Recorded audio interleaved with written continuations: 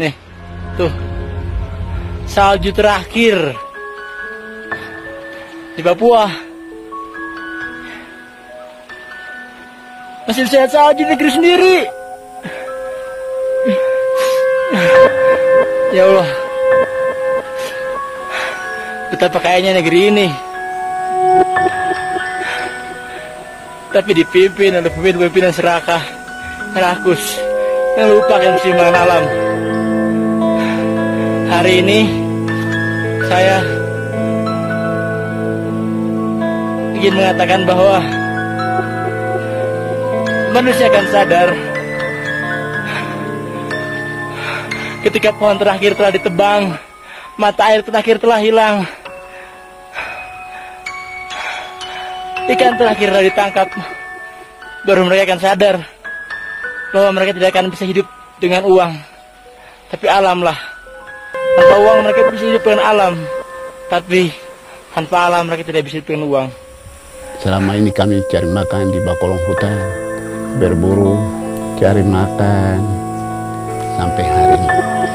Anggaplah itu hutan itu sudah sebagai kita punya mama. Jadi makan minum semua di situ. Sebelum menonton, jangan lupa untuk klik tombol subscribe dan like, juga nyalakan lonceng agar dapatkan notifikasi info upload terbaru dari kami.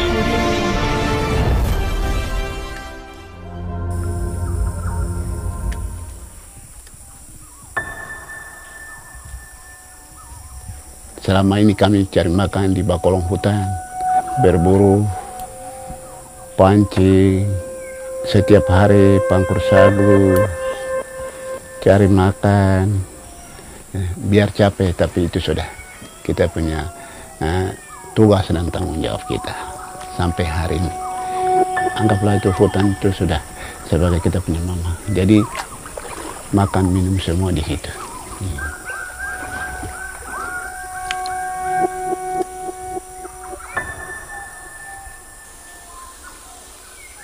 Dulu kan tidak pakai uang, jadi makanan itu semua serba ada. Sekarang dunia uang, artinya kita mau hidup sesuai dengan di daerah lain yang sudah maju.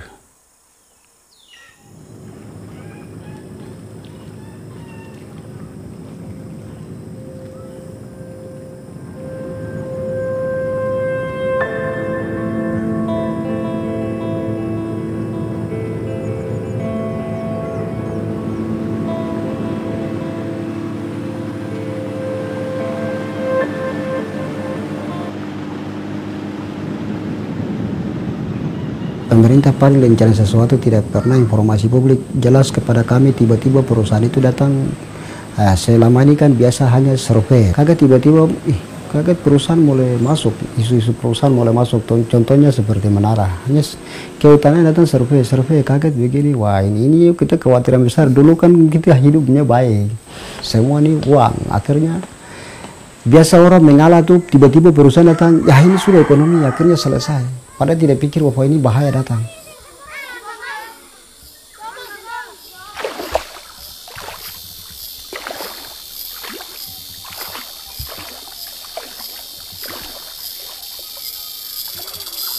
Sekitar tahun 2013 ada tim yang datang. Tidak tahu itu mungkin orang kehutanan, ada 3 orang yang selainnya itu polisi. Polisi ada juga intel dari tentara juga ada. Karena mereka lihat di situ ada tentara, ada polisi. Dari pemilik dusun mereka bertanya, ini kok ada kaitan dengan kita punya dusun? Tapi dari pihak pemerintah kok mereka menggunakan aparat, terutama polisi. Sosialisasi dengan masyarakat itu polisi dan tentara.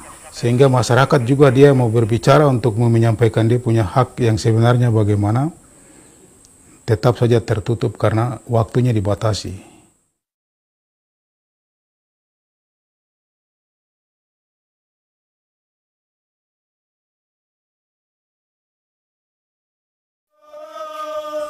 Setelah 1 bulan kemudian ada informasi lagi bahwa siapkan babi, tenda, dan dia punya panitia untuk menerima uang pembayaran tali asi. di dalam amplop pak yang mereka sudah pak uang itu tidak tertulis jumlah uang yang mereka tulis di situ.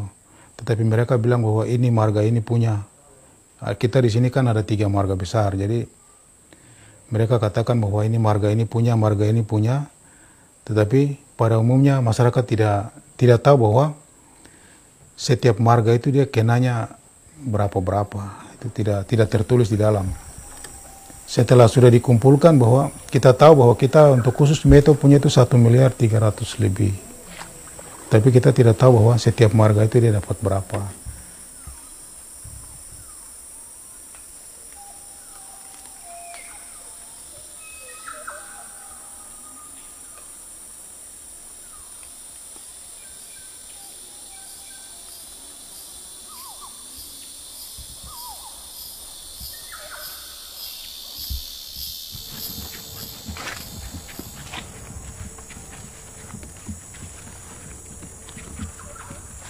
Sebelum adanya perusahaan masuk, rasa persaudaraan, kekeluargaan, dalam kerjasama, selalu gotong royong, tidak membedakan antara satu dengan yang lain.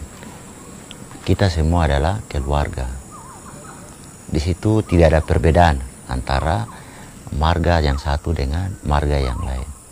Ketika dengan kehadiran perusahaan timbullah salah satu perbedaan yang muncul dengan cepat, bahwa perbedaan marga ini dengan marga yang satu sudah sangat jelas. Akhirnya mulai ada jarak, atau dengan adanya perbedaan marga maka mulai ada persaingan. Persaingan dalam artian bahwa kehadiran perusahaan dia membuat kecemburuan. Yang dulunya kita hidup tidak pernah kita baku koslet, hidup kita aman damai dalam keluarga, mulai bentrok satu sama lain dengan adanya pembayaran uang tali asi itu.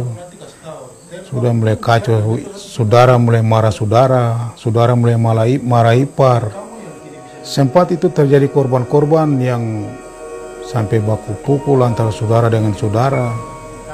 Dari situ mulai baku tidak cocok sampai sekarang.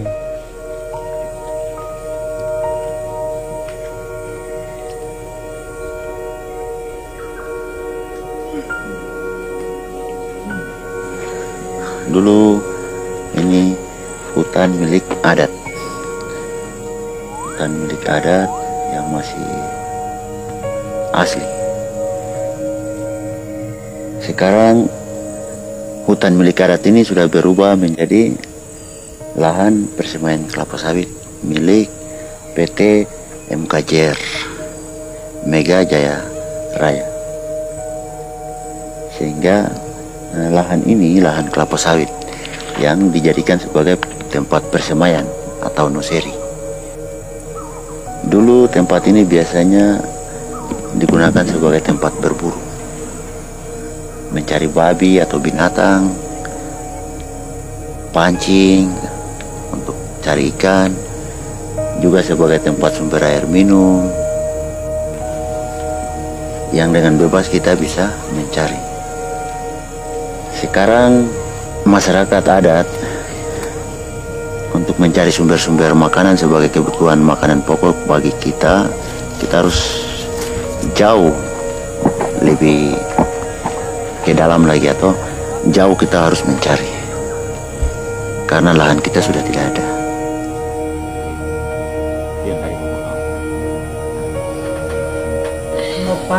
Dulu masih bagus hutan kan, jalan tuh tidak terasa jalan.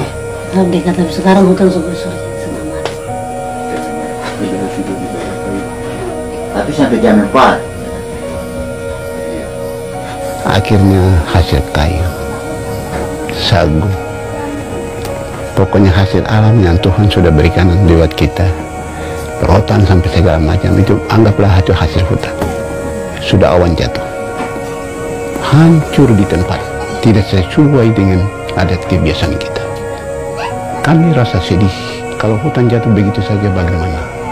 Kalau bukan kita berarti cucu cece ke depan.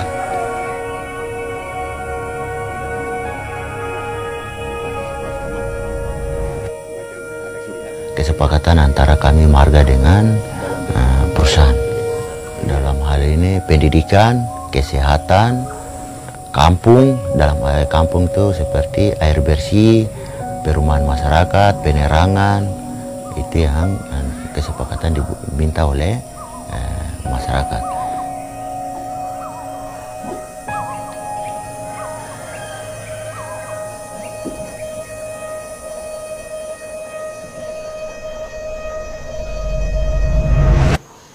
Perusahaan itu Kartika Pratama, itu mana? PT ini Mega Jaya Raya,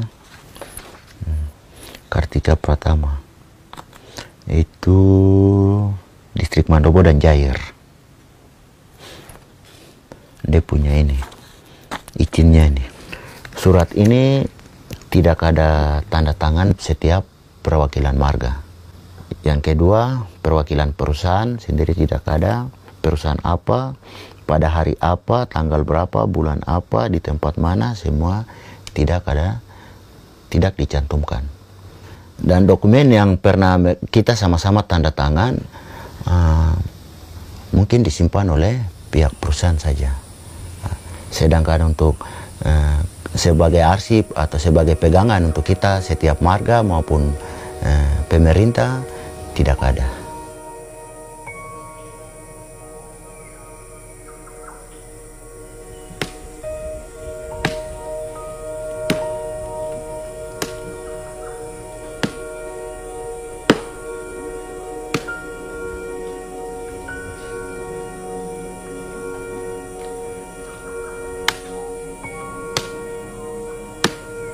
Kita ini masyarakat orang bodoh. Kita punya hidup itu hanya daging sagu, sesuai dengan tradisi kebiasaan kita setiap hari. Tapi dengan adanya perusahaan, kami mau supaya kita bertujuan tuh kita mau sama dengan di daerah lain yang sudah maju. Perusahaan datang maksudnya untuk mengurangi kita punya kebiasaan hidup. Tapi selama ini air minum, lampu, air bersih, rumah bersih, maksudnya kita tinggal sama dengan daerah lain yang sudah maju. Tapi sampai sekarang tidak punya perubahan. Dengan adanya perusahaan sama saja, kita masih hidup tergantung dari kita punya adat kebiasaan kita. Jadi anggaplah bukan perusahaan datang untuk membangun kita, tapi datang untuk tipu masyarakat.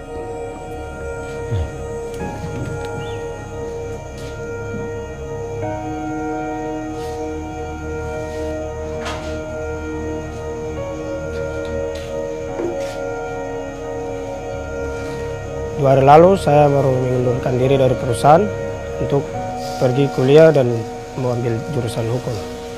Saya berpikir bahwa tempat kami yang sekarang perusahaan ada buka ini, kalau tidak ada orang hukum, pasti kita ditutup.